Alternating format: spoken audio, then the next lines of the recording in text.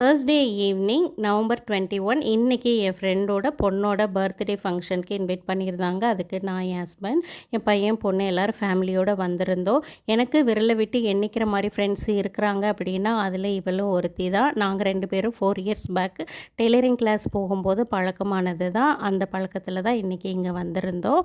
இன்றைக்கி பார்த்திங்க அப்படின்னா பர்த்டே செலப்ரேஷன்லாம் முடிஞ்சதுக்கப்புறம் பிரியாணி போட்டிருந்தாங்க, பிரெட் அல்வா, பிரியாணி, அதுக்கு சிக்கன் 65, அப்புறம் ரைத்தா.